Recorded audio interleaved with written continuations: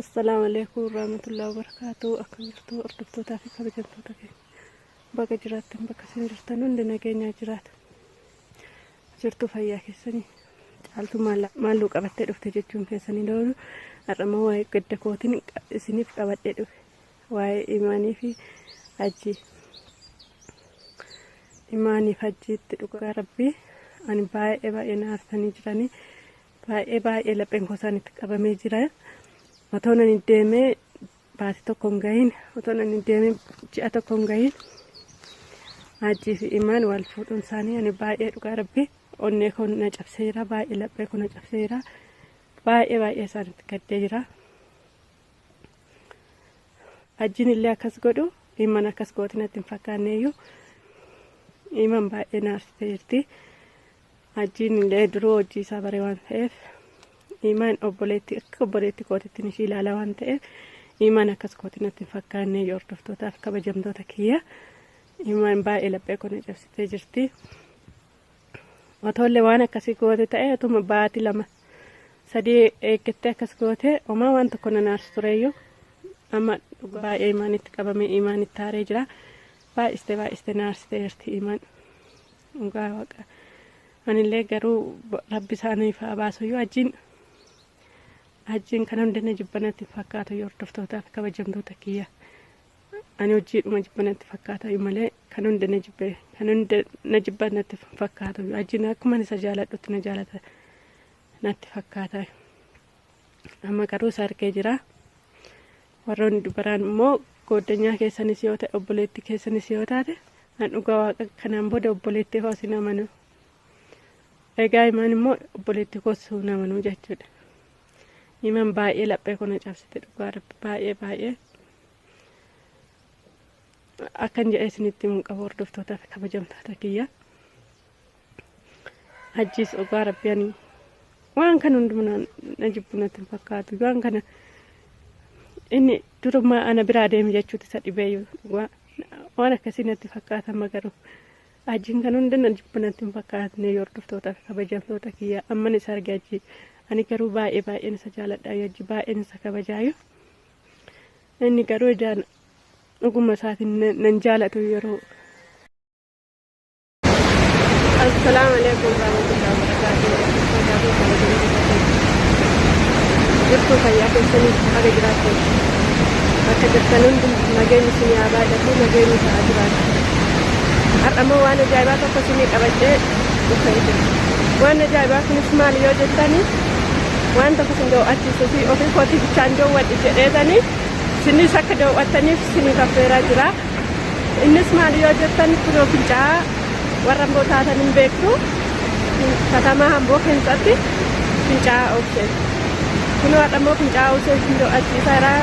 Kabajamtootaaf hordoftoota keenya kunoo viidiyoo achi dhaabadhee isinii waraabaa jira. Fincaa'aa oofsee jira jechuudha. Kunoo Amboo kana fakkaatti. Obaa kun daawwadhu jedheetanii isinis hin daawwachiisaa jira hordoftoota fi kabajamtoota keenya. Amboo baay'istee bareedii baay'istee desnameetti baay'ee namatti tolti Amboo. Warra achi keessanii rakkachaa jirtanii dhiphachaa jirtan akkuma godhura. Kunoo caaltuun ofirraa galteeffataa zanaa ofirraa jechaa jirtiin maaliif rakkatu galaa biyya keessanii isiniin jedha galaa biyya Amboo keessanii zanaa ofirraa jedhaatis ofirraa boqonnaa fudhadhaan isiniin jedha hordoftootaa fi kabajamtoota kiyya. Ani kan sammuun na dhiphatu biyya rabaa taa'e kan sammuun baay'ee na dhiphatu amma kun bakka barbaade deemee bakka bashannanaa hunda deemee ofirraa fataa jechaa jira. Bakka barbaadan immoo bakka ilaaluu barbaadan Amboo keessaa bakka barbaadan Amboo nalatti illee yoo ta'e koomentii naa barreessaa ani isin ilaalchisuu hin dadhabu isin immoo ilaaluu hin dadhabin ani isiniin jedha hordoftootaa fi kabajamtoota keenya. Kunoo fincaa'aan oofsee akkas fakkaattin isiniin jedha kunoo bakka barbaadan natti madhaa isiniin ilaalchisa hordoftootaa fi kabajamtoota kiyya. Ofii kiyyaatiin obaa koon ilaalu yoo isin ilaalchisaa jira. Kunoo fincaa'aan oofsee akkana fakkaatti Amboo akkana fakkaattin isiniin jedha. Bakkuma barbaadan natti madhaa caaltuun keessan isin bira jirti. Ani bakka barbaadan isiniin agarsiisa hordoftootaa fi kabajamtoota kiyya. Kunoo nama fincaa'aa biraan jira. Ani bakka bashannanaa obboloonni koo rabbiin isaanaa jiraachisu rabbiin umurii isaanaa dheeressu dhiphina koosa duraana irraanfachiisaa jiru na dagachiisaa jiru. obbolaa koo faana ofirraa deemee fataazanaa jechaan jira. Kan inni dura achitti dhiphachaa ture, achitti rakkachaa ture, bu'aa ture, achiin na boochisaa ture, inni ta'aa ture. Kun amma immoo galee ofirraa zanaa fataa jechaan jira. Hordoftoota fi kabajamtoota kiyyaa rabbi naa galatoomni isiniin jedha. Rabbi obbolaa isiniif haa baay'isu isiniin jedha.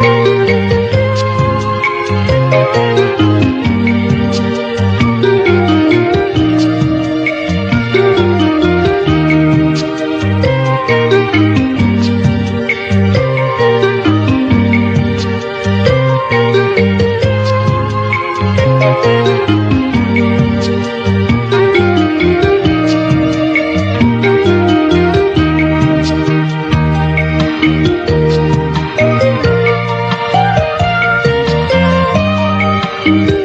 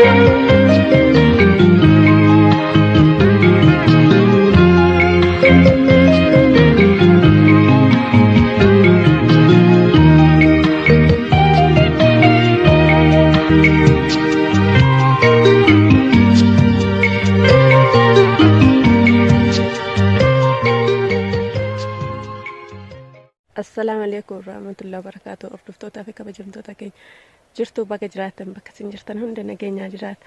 Fayyaa keessanii haadhamoo kunoo obboloota kan warra shamarranii qabadhee isinii dhufee jira. Akkuma beektan ishiin kun Abbabachi jedhamti. Ishiin kun immoo Maartaa jedhamti. Habbee nagaa gaafadha. Akkam jirtu nagaa keessanii nagaa waaqayyoo isiniif haa ta'u.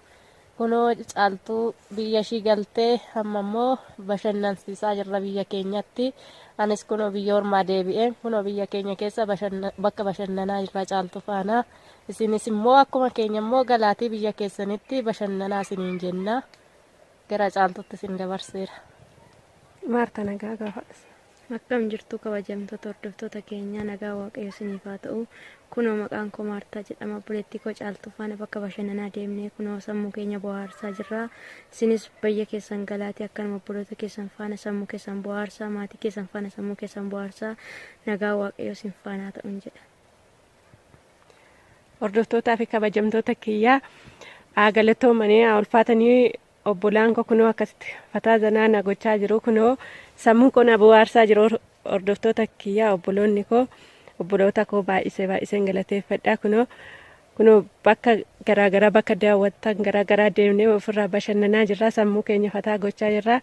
Boqonnaa ofirraa fudhachaa jirra. Hordoftoota fi kabajamtoota kiyyaa isinis galaatii boqonnaa ofirraa fudhadhaan isiniin jedha. Biyyi keenya baay'ee bareeddi.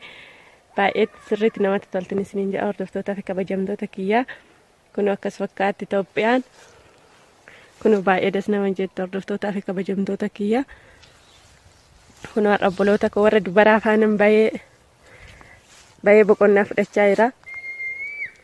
Kunoo akkatti namatti toltu Oromiyaan hordoftootaa fi kabajamtoota kiyyaan isiniin jedha. Kunoo baay'ee miidhagduudha. Oromiyaan baay'ee sirriitti namatti tolti. Baay'ee das nama jetti. Obboloota koo warra dubaraadha immoo na baasanii sammuu koo na bohaarsaa jiruun isiniin jedha hordoftootaa fi kabajamtoota kiyyaa. Kunoo akkatti baanee taphannee bohaaraa jirran isiniin jedha hordoftootaa fi kabajamtoota kiyyaa. Kunoo bakka sammuu nama bohaarsu jirra isiniin jedha. Hordoftootaa fi kabajamtoota kiyyaa kunoo haadha baay'ee nutti tolee jira. Baay'ee das nu jedhee jira. Baay'ee kunoo bohaaraa jirra obboloota koo dubaraa faana. Guyyaa biraa obboloota koo warra dhiiraa faana wal sin barsiise. Kunoo haadha immoo obboloota koo warra dubaraa faana jirran isiniin jedha hordoftootaa fi kabajamtoota kiyyaa. Haadha mee boqonnaa keenyadhaatti maaltu sitti dhagahame? Baay'ee itti gammannee jirra obboleettii keenya caaltuu faana. Amma kunoo biyya ishii keessaa oliif gadi hoomnee bakka bashannanaa caaltuu bashannansiisaa jirra. Isinis immoo akkanuma immoo galaatii biyya keessan obbolaa keessan faana biyya keessan keessa biyya abbaa keessanitti galaatii bashannanaa isiniin jenna. Warreen biyya hormaa keessa hojiirra turtanii isiniin jenna. Guddaan galatooma. Maartaa si boqonnaadhaa keessatti si maaluma sitti dhagahame?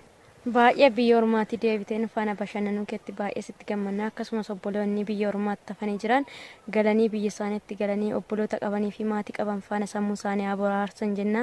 Kanaaf biyya ormaa bu'aan qabdu biyya keessanitti galaatii kunoo Oromiyaan bareedduu akkanaa ababaa akkasii marga akkanaa qabdi isiniin jenna. Biyya ormaa keessatti homaa faayidaan qabu. Galaatii biyya keessan keessatti maatii qabdan faana bashannanaa sammuu keessan bohaarsaa isiniin jenna. Galatooma. Oromiyaan aannanis dammas of keessaa qabdi. Galaa aannan dhugaa galaatii damma nyaadhaa isiniin jenna. Warreen biyya hormaa jirtanii akkasumas immoo galaa obboloota keessan faana bashannanaa. Biyyi keenya baay'ee bareedduudha. Baay'ee namatti tola. Oromiyaan jiituu ba'aatuudha. Hunda keessaniif taati. Biyya homaa namaaf hin godhu. Biyya keenya nuuf wayyaa. Isinillee biyya keessan galaatii bashannanaa isiniin jenna. Daawwattoonni keenya guddaa gammoof galatooma. Osoo akka kiyyaati baay'ee kan natti tolu. Asitti wanti hundillee wantumti maraa wantumti dhabame hin jiru. Osoo ofii keessanii galtanii ofirraa boqottanii biyya keessan keessa naannoftanii hojjettanii baay'ee natti tola. Wanti dhabames immoo akka hin jirre isin hundi keessan iyyuu hin beektu. Oromiyaa keessas Itoophiyaa keessas hundumtuu akka jiru hin beektu. Garuu osoo yaada galtanii biyya keessan keessatti hojjettanii of jijjiirtanii wanti dhabamu hin jiru. Kanaafiyyuu osoo ofirraa boqottanii amma humna keessanis alagaaf laattanii homaa waan isin hin fayyadneef osoo biyya keessanitti galtanii baay'ee natti tolan jedha. Hordoftootaa fi kabajamtoota kiyyaa anis achuma waggaa dheeraa waggaa muraasa tun ta'e waggaa dheeraa waan inni achi turee galeef Omaa faayidaa hin qabu.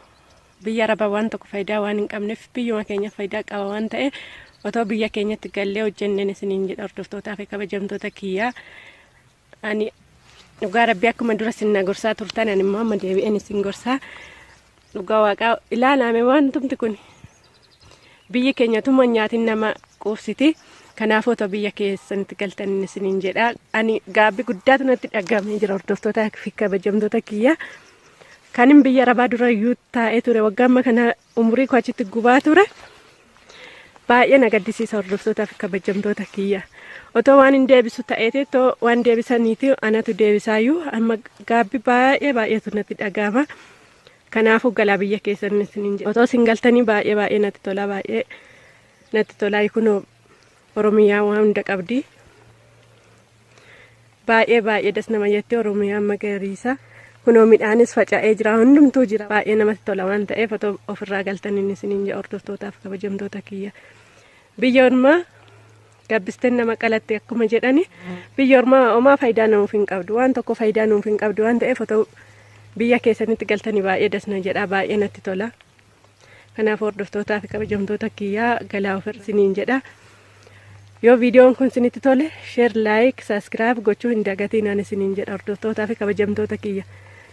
Kan biyya Arabaa teessanii dhiphattanii cannaqamtanii asirraa immoo galtanii ofirraa fataa jechaa ofirraa boqonnaa fudhachaa maatii keessan argaan isiniin jedha. Warri maatii arguudhaaf baay'ee dhiphattanis jirtu hordoftootaa fi kabajamtoota kiyyaa waan hin beekuudha kana waan hin keessa darbeedha waan ta'eef otoo galtanii dasna jedhu.